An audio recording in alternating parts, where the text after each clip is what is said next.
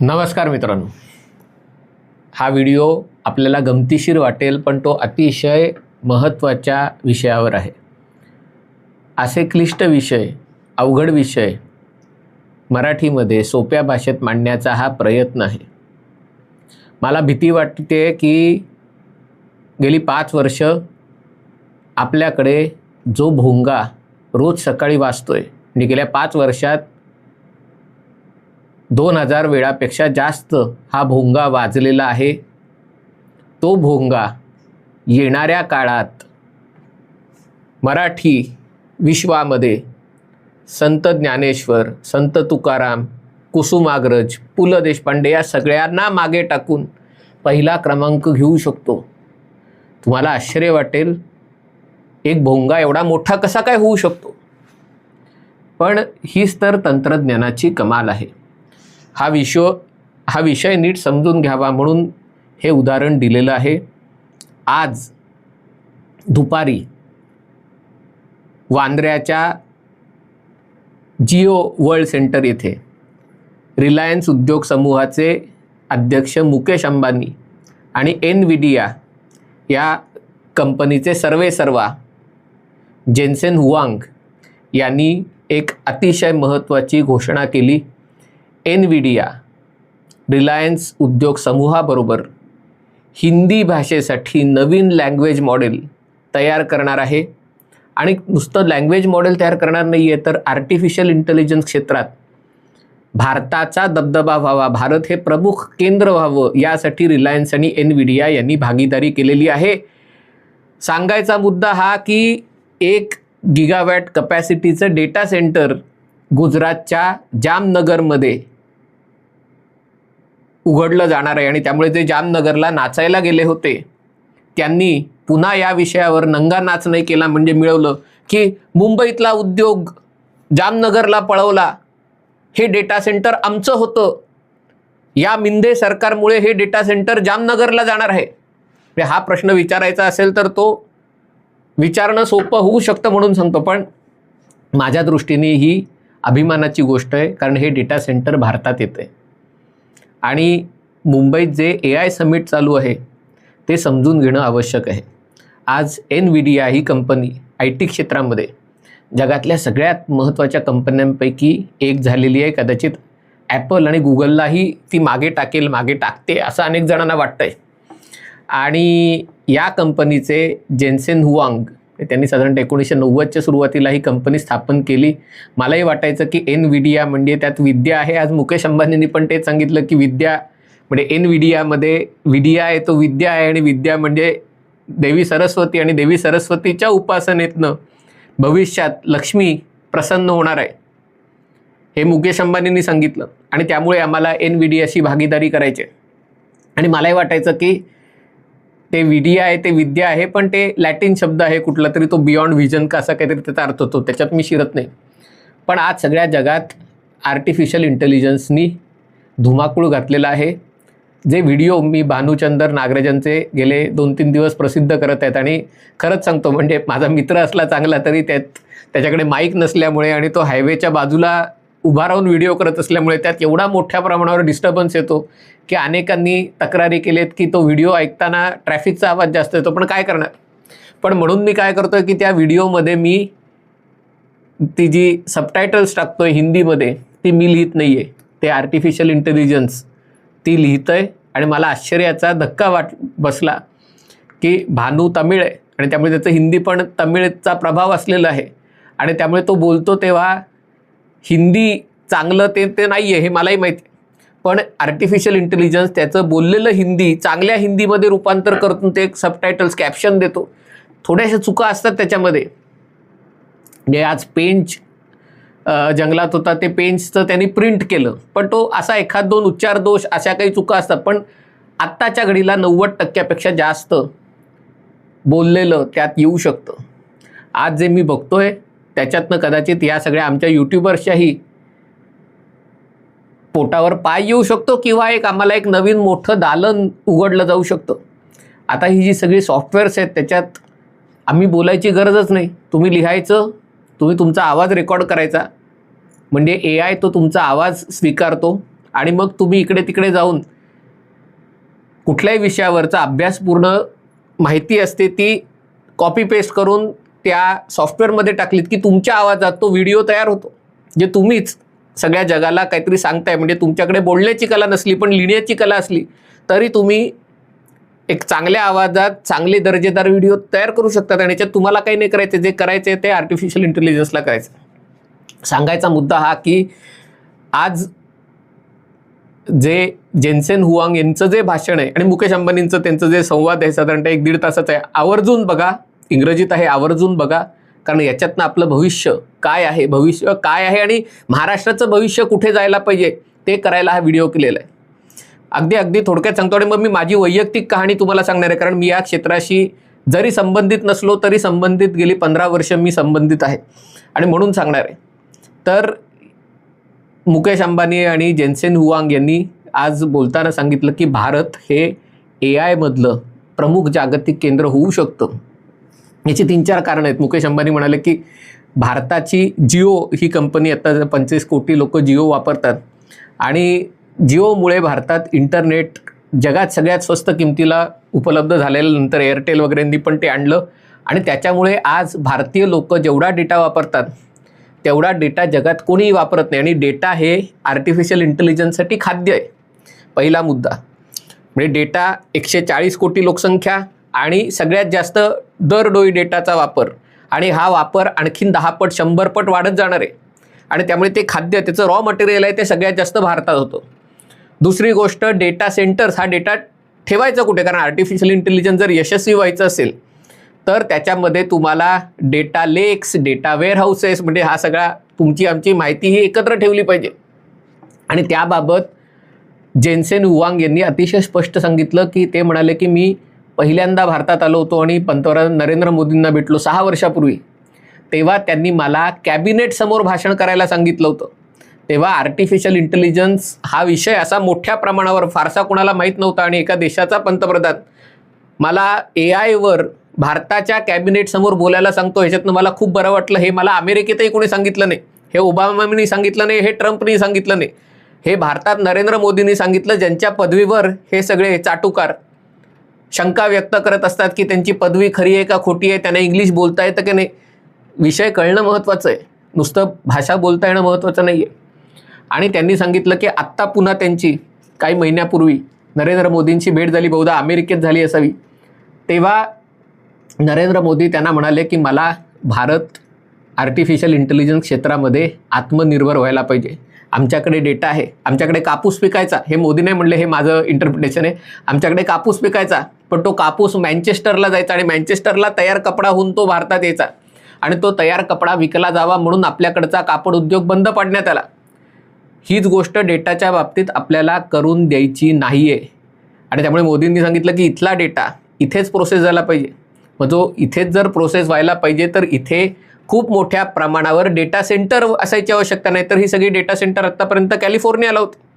आपला data Google, Facebook, Twitter सगळे वापरायचे, तो डेटा अमेरिकेत सेव्ह केला जायचा. तो आता भारतात अधिकाधिक संख्येने सेव्ह केला गेला पाहिजे. तो डेटा सेव्ह करून त्याच्यावर प्रक्रिया करायची. तर प्रचंड प्रमाणात विजेची गरज आहे. म्हणजे आत्ता आपली जेवढी विजेची मागणी आहे ना, त्याच्या 10 पटीहून जास्त विजेची मागणी पुढच्या काही वर्षात होऊ शकते. ती वीज आपल्याला तयार केली पाहिजे.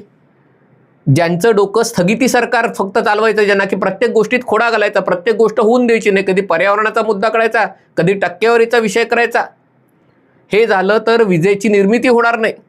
जे उद्योगपतींना शत्रू मानतात, अदानीला शत्रू मानतात, आणखीन जे सगळे वीज निर्माते त्यांना शत्रू मानतात, ते जर राज्यकर्ते झाले तर विजेचा पुरवठा 10 पट वाढणं अशक्य आहे. ते झाल्यावर तुम्हाला क्वालिफाईड इंजिनियर्स पाहिजेत. ते म्हणले जगात ही जी सगळी लँग्वेज मॉडेल्स आहेत, मलाही माहिती नाही, पायथॉन बिथॉन, त्याच्यावर काम करणारे इंजिनियर फारसे मिळत नाहीत. आणि भारतात या इंजिनियरची मागणीपेक्षा पुरवठा जास्त आहे आणि त्यामुळे ते टॅलेंट भारताकडे आहे. याच्यासाठी तुम्हाला इन्फ्रास्ट्रक्चरमध्ये चांगली हार्डवेअर पाहिजे, चिप्स पाहिजेत. त्याच्यावर आता नरेंद्र मोदी सरकारने भर दिलेला आहे. म्हणजे याचे वेगवेगळे भाग आहेत, सुटे भाग, ते आपण तयार करत आहोत आणि आता ते एकत्र जोडायचं काम करायचं आहे. पण ते जोडायचे असेल तर ती व्हिजन असलेलं आणि त्या दृष्टीने काम करणारं नेतृत्व आपल्याला पाहिजे आणि ते नेतृत्व असणं आवश्यक आहे. आता सांगतो मुकेश अंबानी, म्हणजे नाहीतर हे जाऊन त्यांना सांगता आलं असतं की तुम्ही हिंदीत करताय, आमच्यासाठी मराठीत पण करा. आम्ही मागणी करत होतो मराठीला तो ह्याचा दर्जा मिळावा, म्हणून आम्ही लढाई लढत होतो. मोदी सरकारने निवडणुकीसाठी हे सगळं नाटक केलेलं आहे. मग तुम्ही AI मध्ये मराठीतलं मॉडेल तयार करा चांगलं. म्हणून मी हा विषय अशासाठी घेतला की म्हणजे मराठीचा मुद्दा दुर्दैवाने अभिजात भाषेपुरता मर्यादित राहता कामा नये. आणि म्हणून मी हा विषय अशासाठी घेतला की मी जेव्हा दिल्लीमध्ये लालकृष्ण अडवाणींच्या कार्यालयात काम करत होतो, तोपर्यंत मलाही असं वाटत होतं की बाकीच्या भाषांसारखी संस्कृत जशी हळूहळू लोप पावली तशी मराठी लोप पावेल. काय गरज आहे, आपण इंग्लिशवर सगळं काम करू शकतो. आणि तिथे माझ्या निवडणूक कार्यालयात लक्षात आलं की 100 कोटी लोकांचा देश, तेव्हा 140 कोटी नव्हती लोकसंख्या, 110 कोटी लोकांचा देश, त्याचं वागणं बोलणं सगळं हिंदी, मराठी, गुजराती, तमिळ भाषांमध्ये, पण तिथे काम करणारे सगळे फक्त इंग्रजीतच काम करू शकतात. मग माझ्या लक्षात आलं की मराठी लोक, हिंदी लोक, भारतीय लोक SMS करू शकत नाही. तेव्हा स्मार्टफोन आले नव्हते. एक आयफोन आला होता पण कोणी फारसं वापरत नव्हतं, कारण SMS वगैरे सगळ्या गोष्टी करायची सोय फक्त इंग्रजीतच होती. आणि त्यामुळे आपल्या लोकांना SMS करता येतं. त्यामुळे आपल्या लोकांनी नवीन डोकं लावलं, मिस कॉल द्यायचा, मिस कॉल देऊन मग दुसरा फोन करायचा, काय झालं रे विचारायला. आणि त्यामुळे तेव्हा मला वाटायला लागलं की आपण जर मराठी जपलं नाही, वाढवलं नाही तर कोण करणार.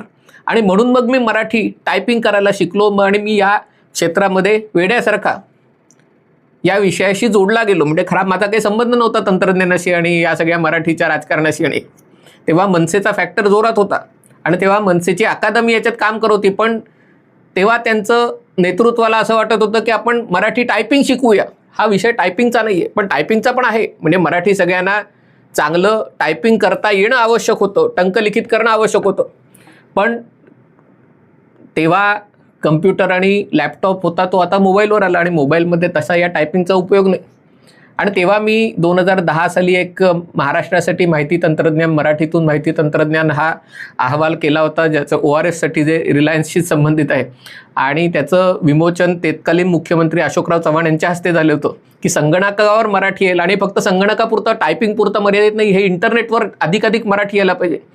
आणि मग त्याच्यानंतर आम्ही असा प्रयत्न केला की हे जे विश्वकोश उपलब्ध आहेत ते इंटरनेटवर यायला पाहिजे. तेव्हा विकिपीडियामध्ये मराठीत काहीतरी 43 का 44 हजार लेख होते आणि बाकीच्या जागतिक भाषांमध्ये काही कोटी, काही दशलक्ष लेख उपलब्ध होते. आजही मराठीमध्ये फक्त 98 का 99 हजार लेख आहेत आणि त्यातले बरेचसे लेख 1-2 परिच्छेदापुरते. तुम्ही म्हणाल याचा सगळा AIशी आणि या महाराष्ट्राच्या राजकारणाशी संबंध काय? तोच संबंध जोडतोय. आणि म्हणून तेव्हा आम्ही प्रयत्न करत होतो की विश्वकोश जर प्रसिद्ध केला इंटरनेटवर आणि तो विकिपीडियात सोडला तर एका झटक्यात जी 40-45 हजार लेख आहेत ते काही लाख लेख उपलब्ध होतील. ते अर्थात जुने असतील पण त्याच्यात तुम्ही भर घालून ते, पण प्रत्येकाला आपापला डेटा असा स्वतःला सांभाळून हवा आहे, कोणाला तो खुला करायला नको आहे. आणि मग तेव्हा आम्ही त्या विकिपीडियाच्या संस्थापकाशी जिमी वेल्सशी भेटलो. आता विकिपीडिया पण आता डाव्या विचारसरणीच्या आहारी गेल्या वगैरे, तो वेगळा मुद्दा आहे. पण त्याच्यानंतर माझ्या लक्षात आलं, म्हणून म्हटलं की हा भोंग्याचा विषय कुठे आला ते मी सांगतो. तेव्हा मला जाणीव झाली की त्यावेळेला म्हणजे 2010 ते 12-13च्या आसपास सगळ्यात जास्त मराठी मजकूर कुठे होतोय तयार, तर तो ऑनलाईन वर्तमानपत्रांमध्ये होतो. तेव्हा TV चॅनल्स एवढी बोकाळली नव्हती. ही सगळी वर्तमानपत्राची ऑनलाईन साईट्स होती. त्यांना प्रचंड तेव्हा वेगाने वाढत होती. मी तेव्हा महाराष्ट्र टाइम्ससाठी जवळजवळ 1-2 वर्ष दर आठवड्याला ऑनलाईनसाठी लिहित होतो.